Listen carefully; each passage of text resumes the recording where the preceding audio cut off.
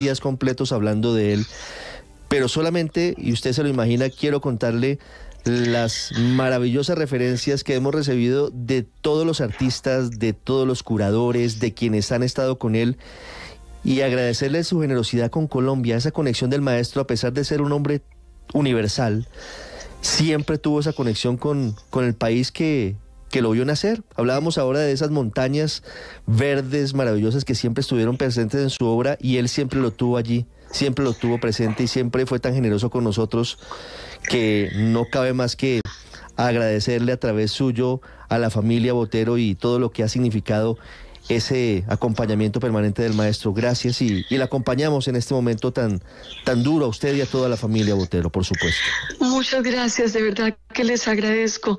Mi papá decía que él era el más colombiano de los colombianos, porque de verdad que llevaba a Colombia en su corazón permanentemente, y no solamente porque se mantenía al tanto de la actualidad de Colombia, lo que estaba pasando en el país, sensible a la necesidad y dónde podía ayudar, sino que además Colombia y sus recuerdos de Colombia, él fue lo que alimentó su obra artística toda una vida. A pesar de haber vivido años y años por fuera de Colombia, él todos los días, durante 8 horas al día, estaba con Colombia, porque eran las 8 horas que pasaba en su estudio, y el tema que trabajó toda una vida fue sus recuerdos de infancia, ese mundo que conoció y ese mundo que lo acompañó toda una vida. Y doy gracias al cielo que mi papá tuvo la suerte infinita de haber hecho con su obra exactamente lo que él quiso en vida, haberle regalado a Colombia esos 2 museos que le regaló, la Plaza Botero, las esculturas monumentales, tantas obras filantrópicas que hizo para Colombia, le dieron a él la satisfacción más grande del mundo. Él me decía continuamente: lo más inteligente que yo he hecho en mi vida fue haberle hecho esos regalos a Colombia, porque lo que yo le di se me ha devuelto millones de veces en cariño y en el cariño de la gente, y esa es la recompensa más grande del mundo.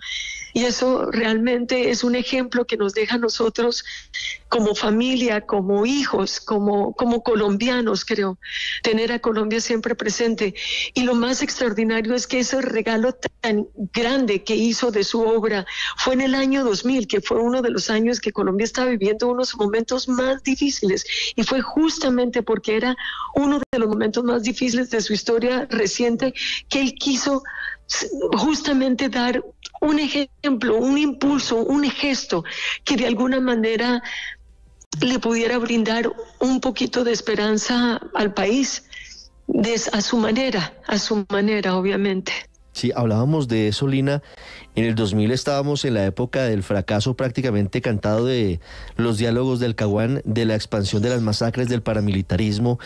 Era una época muy difícil para Colombia, y la entrega de esas esculturas, de esas colecciones, hicieron que esa conexión estuviera presente incluso para las nuevas generaciones de colombianos, que hoy tienen esa referencia del maestro Botero tan presente, como el hecho de que en Medellín, en Bogotá, tienen la posibilidad de acceder de manera muy fácil a la Casa Botero, a la Casa Museo Botero, aquí en el centro, decíamos, al frente de la Biblioteca Luis Ángel Arango, y encontrarse permanentemente las obras del maestro. Y no solo eso, el maestro donó parte de su obra, lo decíamos ahora, de su colección privada, para que niños de toda la colección privada la donó. La totalidad. De hecho, descolgó cuadros de su casa. Y yo en un momento le dije: papá, pero ¿por qué no por lo menos dejas estas 4 obras que están acá, que son las que están en las paredes de tu casa? Regala todo lo demás, pero deja esto. Él me decía: no, porque si a un regalo no le duele a uno, no es un buen regalo. Y esa frase me quedó para siempre grabada en la memoria. Si un regalo no le duele a uno, no es un buen regalo. Y entregó la totalidad. Sus paredes quedaron absolutamente, y así las dejó con la puntilla en la pared durante muchos años.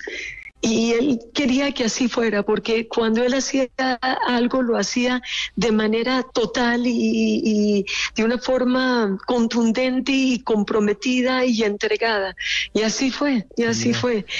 Esos Monet, esos Renoir que están aquí en Bogotá, en la Luis Ángel Arango, los visitan diariamente centenares de niños de colegios distritales de las zonas más apartadas de Bogotá, por ejemplo, a veces incluso de otras ciudades.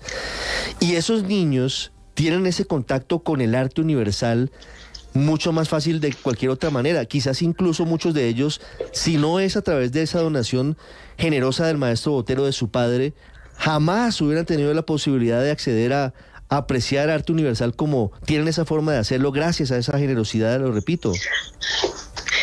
Y es que justamente él decía que cuando él era pequeño y vivía en Medellín y no había forma de ver una obra maestra, no había forma de ver esos cuadros en realidad. Él vio su primera obra maestra en la vida cuando llegó con 19 años ya a Europa.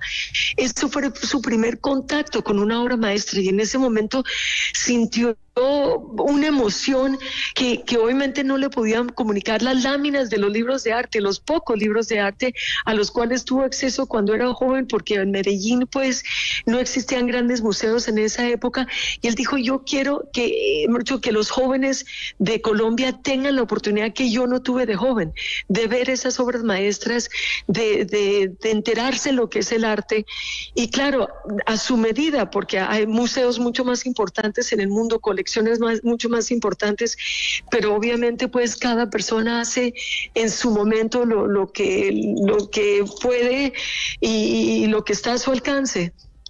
Sí, Lina, escuchamos hace un rato la última entrevista que nos concedió el maestro Fernando Botero, su padre, aquí en Blue Radio, en enero del 2016. Él estaba en Shanghái, tal vez estaba con usted en esa maravillosa exposición que hizo en China, y el maestro Botero decía al final una frase que me parece maravillosa y quiero preguntarle por eso. Dice: de pintar no me cansaré nunca, a pesar de los años. En ese momento tenía 84 años de edad.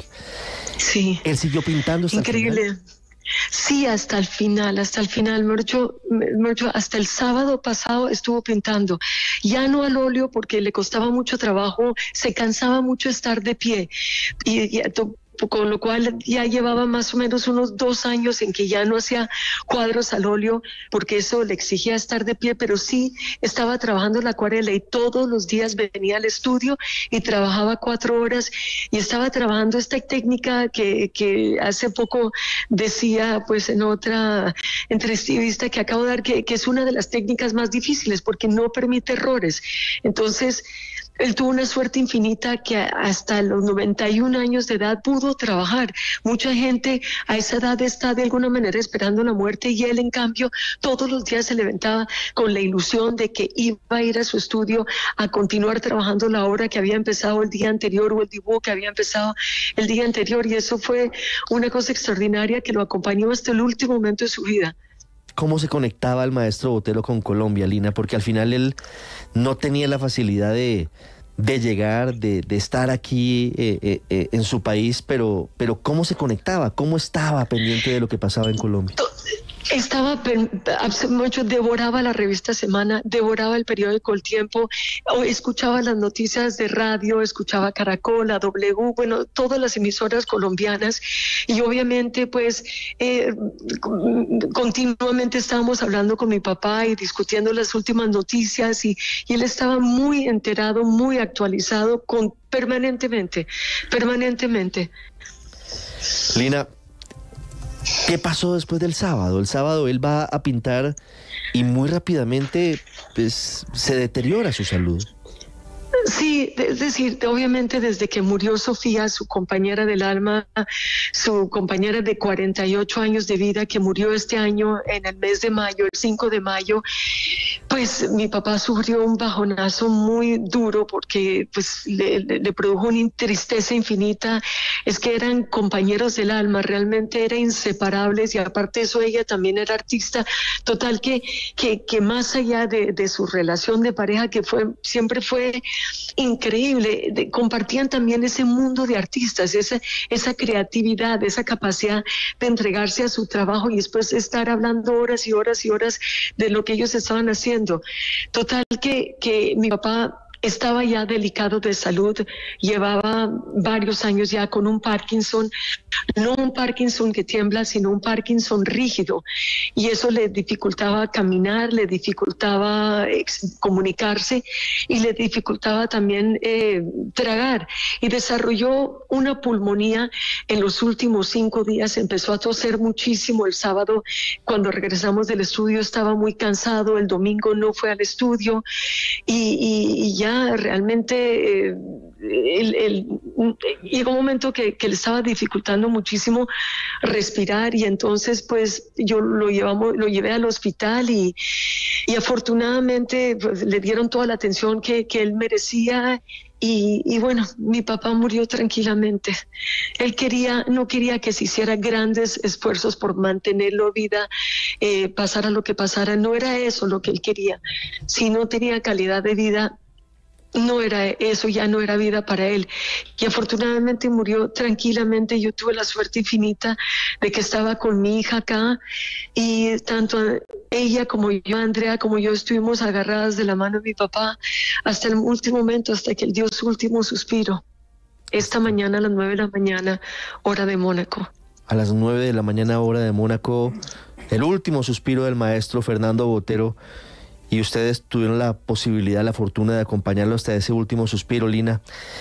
En la plaza del Museo de Antioquia, a esta hora, usted se entenderá, ya empezaron los homenajes. Ya Colombia está en un modo muy distinto al que estaba hasta hace unos minutos. Cambió completamente la agenda del país y estamos volcados hacia los homenajes al maestro a Fernando Botero, a su padre. ¿Él alguna vez le comentó algo sobre cómo quisiera que fueran sus pompas fúnebres?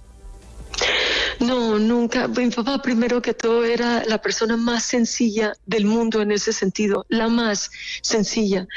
Mi papá, nunca hablamos de eso, pero mi papá quiere que sus restos permanezcan en Pietrasanta, que es ese lugar que fue tan importante tanto para él como para Sofía, como para la familia entera, un lugar donde él mantuvo una casa y donde trabajó más de 40 años de su vida, y allí eventualmente van a quedar sus restos junto a los de Sofía en un cementerio pequeño, en un cementerio bellísimo a las afueras del pueblo, un cementerio que tiene una importancia histórica y artística, y ahí de la manera más sencilla que harán los restos de mi papá junto con los de Sofía.